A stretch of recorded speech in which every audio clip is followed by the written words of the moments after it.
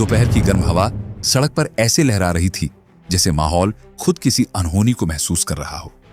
Traffic अपनी ही रफ्तार से बह रहा था, लेकिन उस भीड़ के बीच एक पुलिस वैन बिल्कुल अलग सी बेचैनी लेकर आगे बढ़ रही थी। वैन की पिछली सीट पर हथकड़ियों में बैठे संदीप उर्फ काला झटेड़ी का चेहरा शांत था, पर उसकी आंखें बता रही थीं कि वह हर गुजरते पल को गिन रहा है। उसकी निगाहें बाहर की दुनिया को ऐसे टटोल रही थीं जैसे उसे पता हो कि कुछ बड़ा होने वाला है। और फिर ठीक उसी पल सड़क पर एक काली स्कॉर्पियो बिजली की तरह उछली। उसने वैन को ओवरटेक किया और अचानक तिरछी खड़ी हो गई।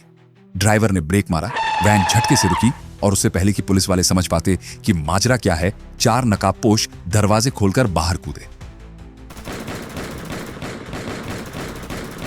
गोलियों की आवाज ने हवा को चीर दिया। वैन के शीशे टूटकर केबिन में बिखर गए। पुलिसकर्मी संभलने की कोशिश कर रहे थे, लेकिन हमलावरों की रफ्तार किसी फिल्मी दृश्य जैसी थी। तभी एक नकाबपोश ने लाल मिर्च पाउडर का बम फेंका। हवा में लाल धूल फैल गई और वैन के अंदर बैठे पुलिसकर्मी आंखें मलते रह गए। इस मौके का फायदा उठाकर एक हमलावर चिल्लाया, भाई वक्त आ गया, नीचे कूदो जल्दी। काला झटेड़ी समझ गया कि उसके आदमी आ पहुंचे हैं। हाथ हथकड़ियों में थे, फिर भी वह इतनी तेजी से नीचे उतरा कि लगता था महीनों से इसी पल का इंतजार कर रहा था। धूल और गोलियों के बीच उसके गुर्गों ने उसे चारों तरफ से ढाल की तरह घेर लिया और स्कॉर्पियो की ओर भागने लगे। एक कांस्टेबल ने साहस जुटाकर पकड़ने की कोशिश की, लेकिन एक हमलावर ने हवा में गोली चलाते हुए कहा, हटो, नुकसान नहीं चाहते, बस रास्ता दो।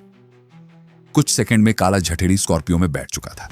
दरवाजा बंद हुआ, गाड़ी गरजी और टायरों की चीख के साथ स्कॉर्पियो सड़क पर धुआं छोड़ती हुई दूर निकल गई। पीछे खुले दरवाजे वाली वैन, घायल सिपाही और एक अविश्वास से भरी हवा रह गई। फरवरी 2020 की वह दोपहर हरियाणा पुलिस के लिए एक झटका थी। दिनदहाड़े हिरासत से काला झटेड़ी को छोड़ा ले जाना सिर्फ साहस नहीं, उनकी तैयारी और बेखौफी का सबूत था। इस वारदात ने उसके नाम में एक और परत जोड़ दी, दहशत की परत। लेकिन उसकी कहानी सिर्फ उस फरारी तक सीमित नहीं है। असली किस्सा शुरू होता है बहुत पहले, एक छोटे गांव के लड़के से, जिसकी जिंदगी सामान्य सपनों से शुरू हुई और अपराध की भीड़ में खो गई। संदीप का जन्म हरियाणा के सोनीपत जिले के गांव झटेड़ी में हुआ था। उसके पिता खेती करते थे, घर बिल्कुल साधारण था। संदीप बचपन में पतला दुबला और शांत स्वभाव का बच्चा था।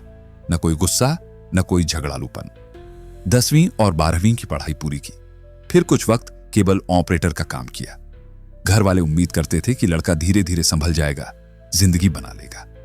लेकिन जिंदगी का रास्ता अक्सर वैसा नहीं होता जैसा परिवार सोचता है।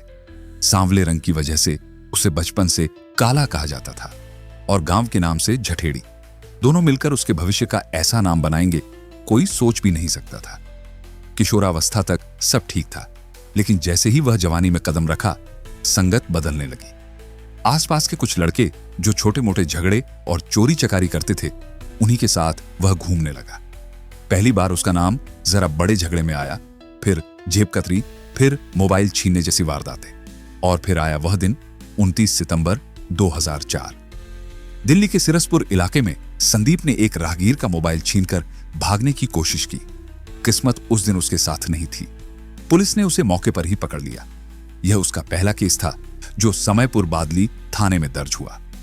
उम्र करीब 17-18 साल, बहुत छोटी, लेकिन अपराध की दुनिया में उतरने के लिए काफी। कुछ दिन जेल में रहा, फिर जमानत पर बाहर आ गया। पर जेल ने उसके अंदर कुछ बदल दिया था। वहां मिले अपराधी, वहां सुनी कहानियां, सबने उसे उसी अंधेरी राह की तरफ धकेल दिया। वहां उसका सांवला रंग और गांव का नाम उसकी पहचान बन गए थे। कैदी उसे काला झटेड़ी कहने लगे और बाहर निकलते ही उसने इसे अपना नाम बना लिया। अब वह पहले से ज्यादा निडर था। मोबाइल छीनना या पॉकेटमारी उसके लिए छोटा खेल था। वह लूट, डकैती, मारपीट, कई गंभीर वारदातों में शामिल होने लगा। धीरे धीरे बड़े अपराधियों ने उसे अपने काम में जोड़ लिया और उसका नाम बढ़ने लगा। फिर आया जून 2009। रोहतक के सांपला इलाके में एक लूट के दौरान गोली चली और एक व्यक्ति की मौत हो गई। यह पहला कत्ल था जिसने काला झटेड़ी को अपराध की भीड़ से निकालकर सीधा सुर्खियों में ला दिया। कुछ महीने बाद मार्च 2010 में सोनीपत के गोहाना में एक और हत्या में उसका नाम सामने आया। 2 कत्लों ने सारी तस्वीर साफ कर दी। काला जठेड़ी अब सिर्फ एक झपट मार नहीं रहा था, वह अब खतरनाक अपराधियों की सूची में दर्ज हो चुका था। इन घटनाओं के बाद दिल्ली और हरियाणा पुलिस ने उसके खिलाफ शिकंजा कसना शुरू किया। दबिशें बढ़ गईं, पोस्टर छपने लगे और उसका नाम दिल्ली एनसीआर के अपराध जगत में तेजी से फैलने लगा। काला जठेड़ी की कहानी अभी खत्म नहीं हुई। यह तो उस सफर का हिस्सा है जिसमें दगाबाजियां हैं, फरारियां हैं, पुलिस की पकड़ दौड़ है और आखिर में वही सलाखें जिनके पीछे से यह कहानी शुरू हुई थी।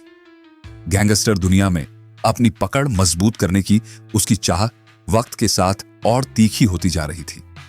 पुलिस उसकी तलाश में 4 राज्यों में दबिश दे रही थी। दुश्मन हर मोड़ पर घात लगाए बैठे थे, लेकिन काला जठेड़ी हाथ नहीं आया। इसी बीच उसने अपने आसपास मंडराते लड़कों को जोड़ना शुरू कर दिया। वो लड़के जो बेरोजगारी, गुस्सा और भटकाव में कुछ भी करने को तैयार थे।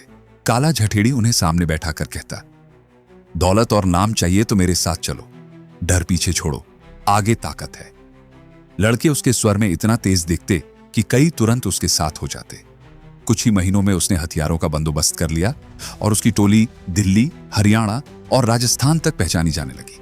जमीन जायदाद के झगड़े सुलझाने, कारोबारियों को धमकाकर पैसे निकलवाने और हफ्ता वसूली जैसे काम उसके लड़कों की दिनचर्या बन गए। एनसीआर में नीरज बवाना, गोगी, टीटू, लॉरेंस बिश्नोई जैसे नाम पहले से ओवरग्राउंड थे। इन्हीं के बीच जठेड़ी भी तेजी से उठने लगा। पहले उसने छोटे गिरोहों से हाथ मिलाया, फिर खुद ही मैदान में उतरकर इलाके पर अपनी धाक जमानी शुरू कर दी। अब दिल्ली, हरियाणा, राजस्थान, पश्चिमी उत्तर प्रदेश से लेकर पंजाब और उत्तराखंड तक उसका नाम घूमने लगा। अपराध की दुनिया में जैसे जैसे कोई ऊपर बढ़ता है, वैसे वैसे दुश्मन भी बढ़ते हैं। उसकी बढ़ती ताकत पुलिस के लिए सिरदर्द बन चुकी थी। हत्या, अपहरण, रंगदारी, डकैती, मुश्किल ही कोई गंभीर मामला था जिसमें उसका नाम ना आया हो।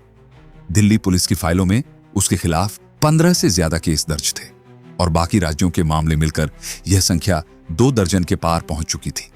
दूसरी तरफ नीरज बवाना से उसकी दुश्मनी भारी पड़ने लगी थी।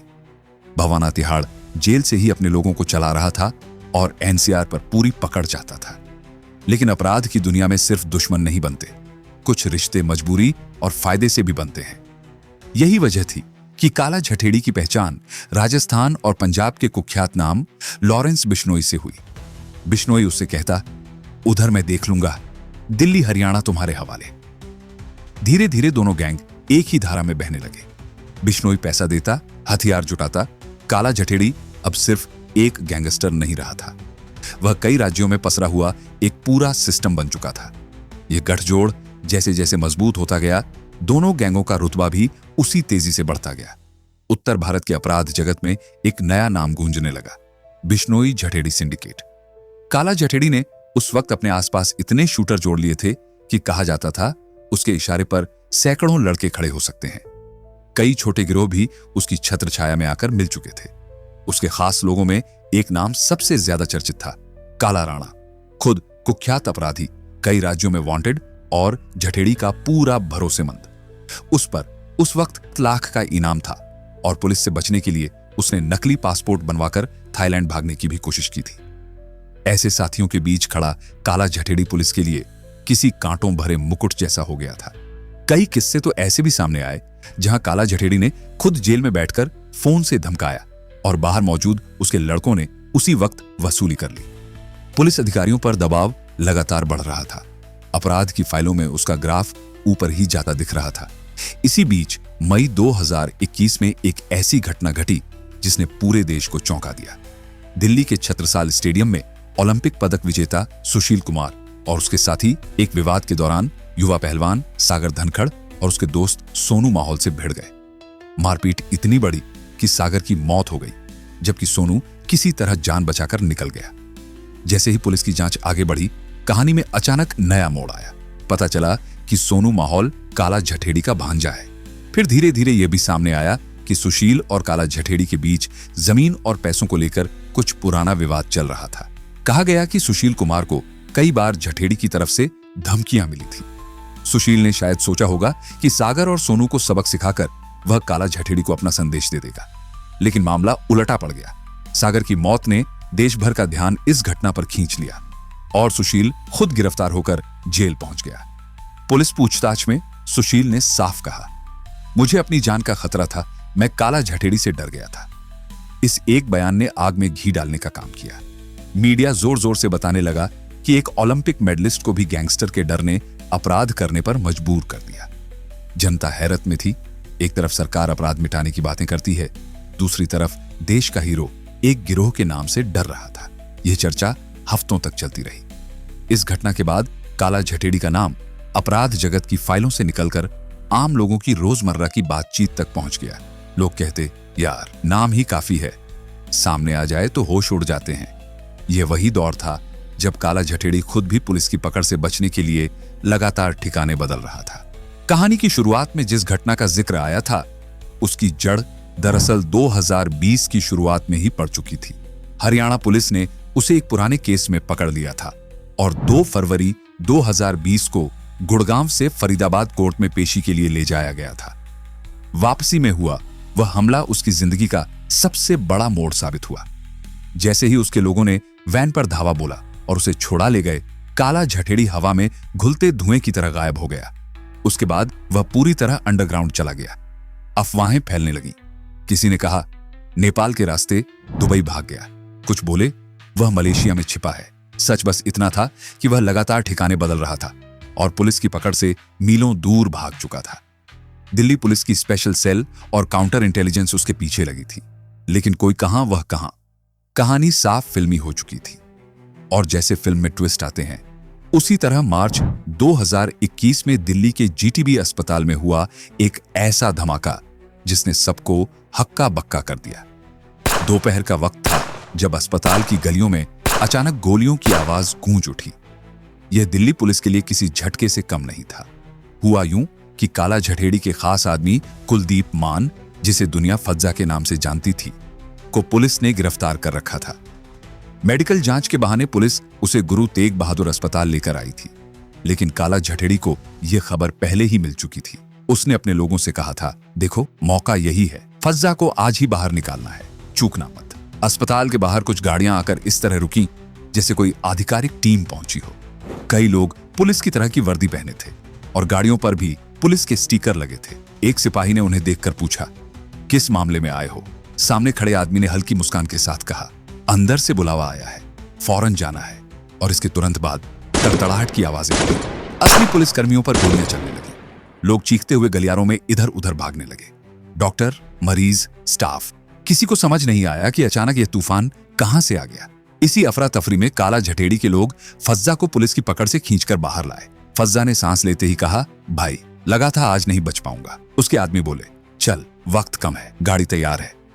वे उसे बैठाकर कुछ ही सेकंड में निकल गए। जाते जाते हमलावर मिर्ची पाउडर फेंक कर गए ताकि पुलिस पीछा न कर सके। कुछ मिनटों बाद अस्पताल के बाहर सन्नाटा था और हवा में बस धुआं तैर रहा था। कैदी आंखों के सामने से गायब हो चुका था। यह घटना दिल्ली की पुलिस डायरी में एक बहुचर्चित एक शूटआउट बन गई।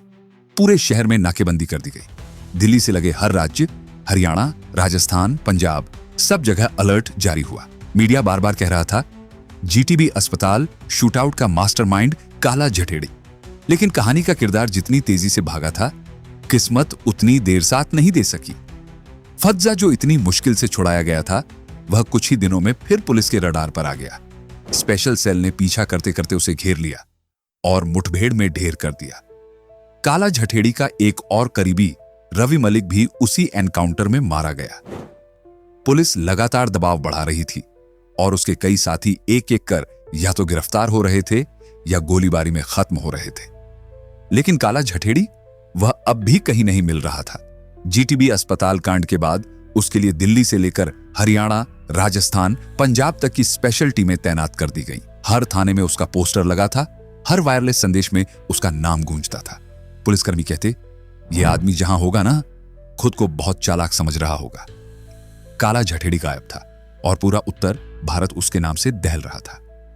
काला झटेड़ी की फरारी पुलिस के लिए ऐसा सिरदर्द बन चुकी थी कि हर दिन नई रणनीति बनानी पड़ रही थी।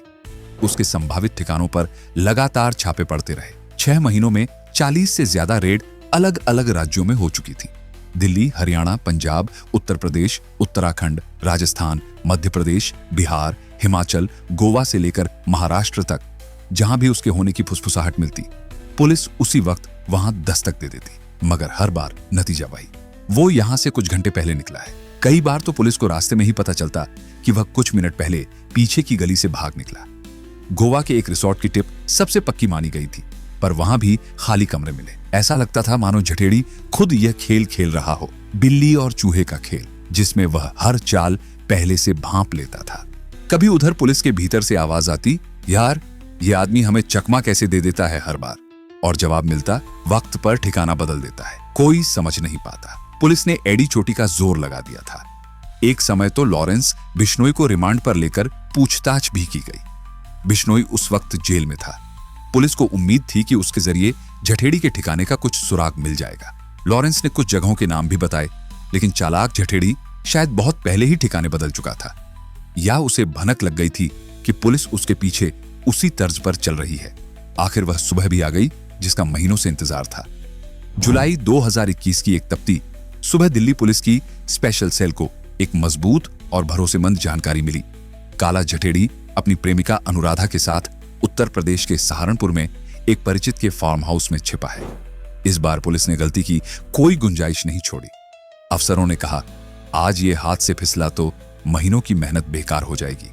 टीम ने रात भर प्लान बनाया और सुबह होते ही फार्म हाउस को चारों तरफ से घेर लिया। अंदर शायद जठेड़ी को अंदाजा भी नहीं था कि शिकंजा इतनी जल्दी कस जाएगा। गेट खुलते ही पुलिस अंदर घुसी।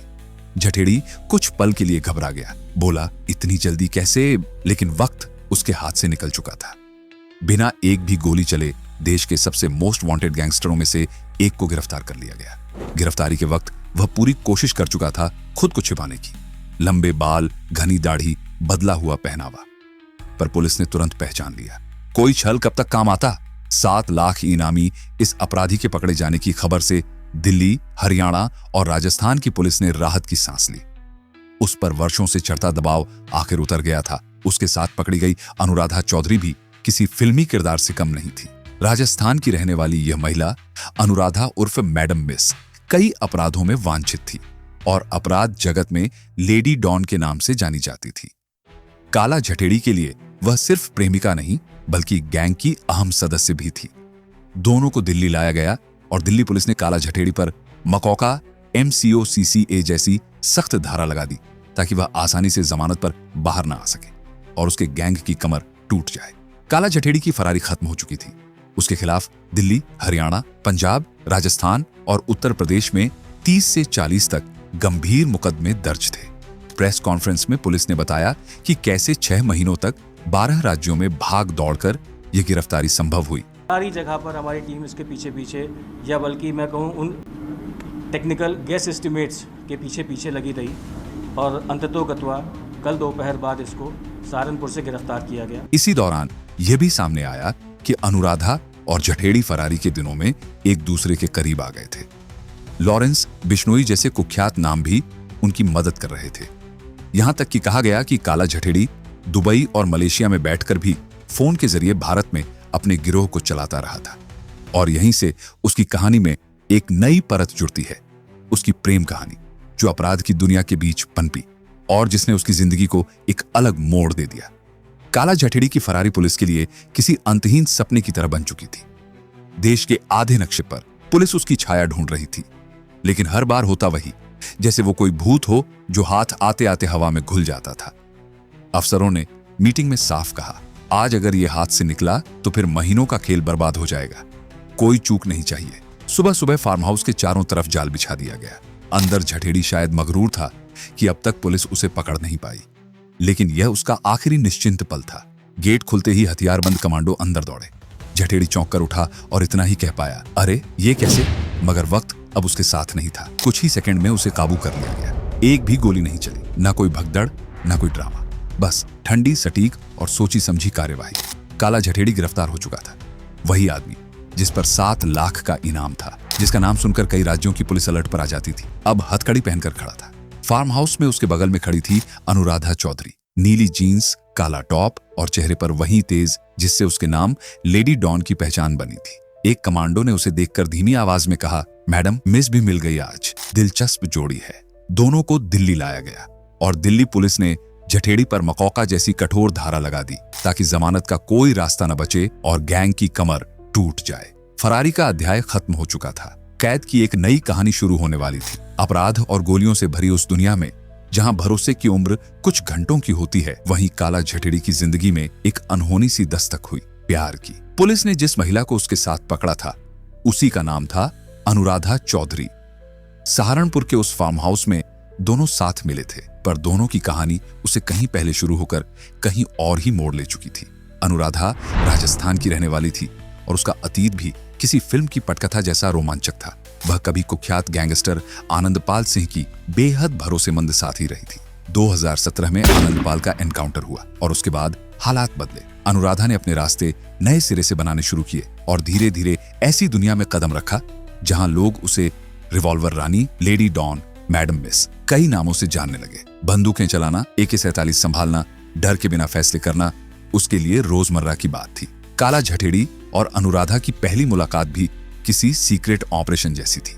2020 में जब काला फरार था और एक एक पल पुलिस को चकमा देता घूम रहा था, तब दोनों किसी काम के सिलसिले में आमने सामने आए। मुलाकात छोटी सी थी पर असर गहरा।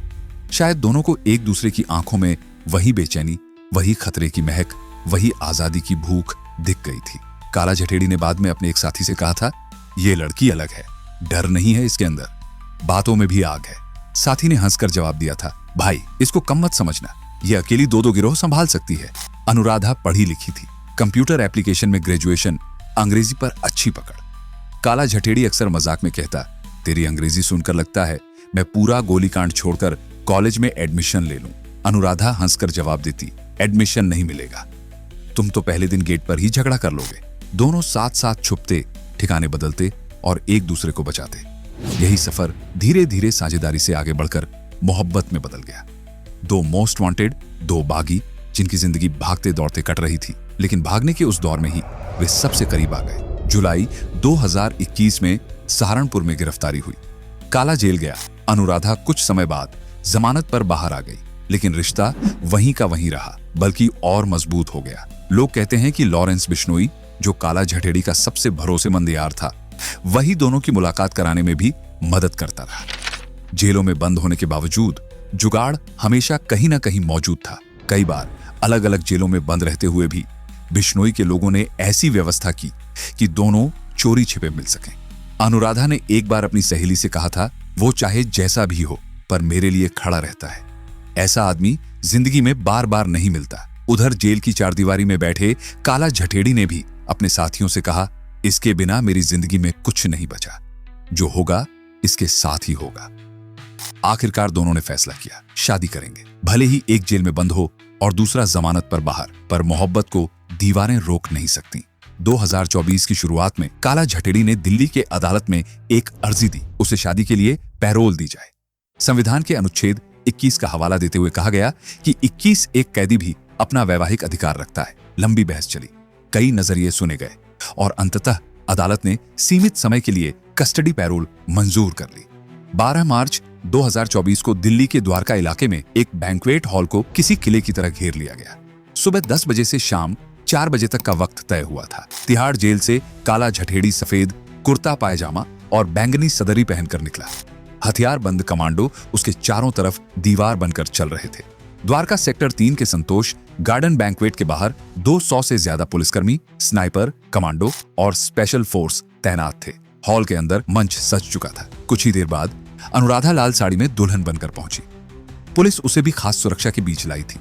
नजारा इतना अद्भुत था, मंच पर काला और अनुराधा ने वरमाला डाली, फेरे लिए, और उस वक्त पहली बार देखने वालों ने काला जठेड़ी को बिना हथकड़ी के देखा। हालांकि उसके चारों ओर कमांडो अब भी तैनात थे। परिवार वालों को सख्त चेकिंग के बाद ही अंदर आने दिया गया था। माँ बाप की आंखों में अजीब मिश्रण था, गर्व, दुख और राहत का। 4 घंटे बाद वही काला जठेड़ी फिर तिहाड़ की ओर ले जाया गया। यह दुनिया की सबसे सुरक्षित शादियों में से एक थी। अगले दिन उसे अपने गांव जठेड़ी ले जाकर गृह प्रवेश कराया गया। वहां भी हर कोने पर वर्दी पहरा दे रही थी। इस तरह उस गैंगस्टर की जिंदगी में एक अध्याय जुड़ गया, प्यार का, शादी का और सलाखों के बीच भी मोहब्बत की जीत का। शादी के बाद भी काला जठेड़ी की जिंदगी की उलझनें खत्म नहीं हुई।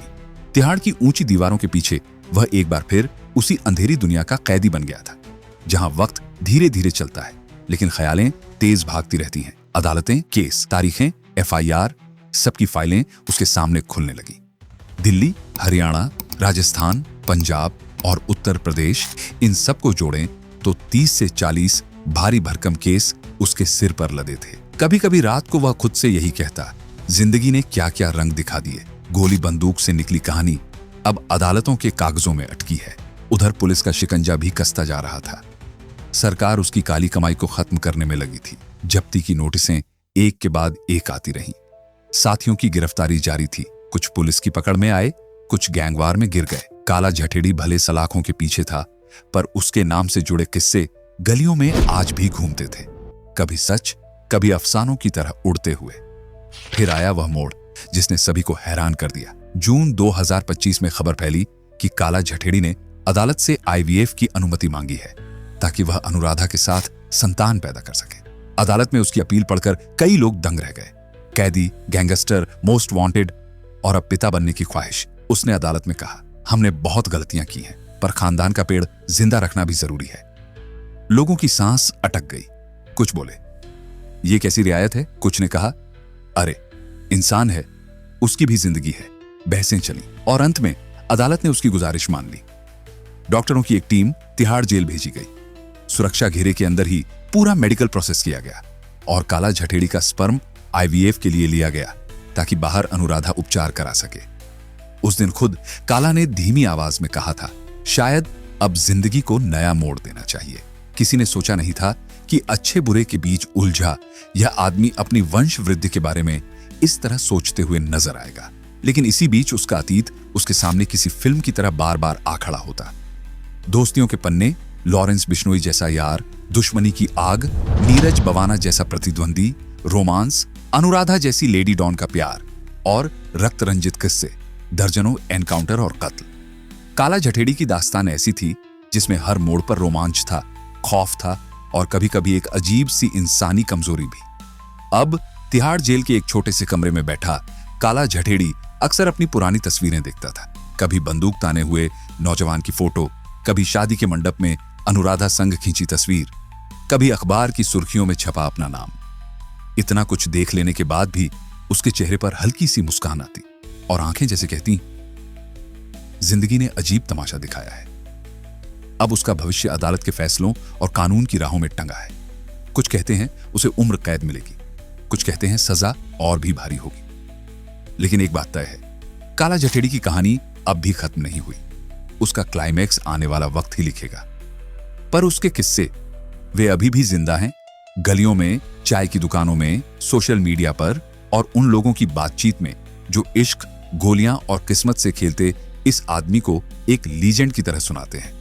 अगर आपको इतिहास, अपराध जगत और इंसानी कहानियों के ऐसे अनकहे मोड़ पसंद आते हैं तो इस वीडियो को लाइक करना न भूलें। जहां सच, अफवाह और रोमांच एक ही लकीर पर आकर मिलते हैं। चैनल को सब्सक्राइब करें, घंटी दबाएं और हमारे साथ जुड़े, क्योंकि यहां हर कहानी छुपे हुए सच को सामने लाती है।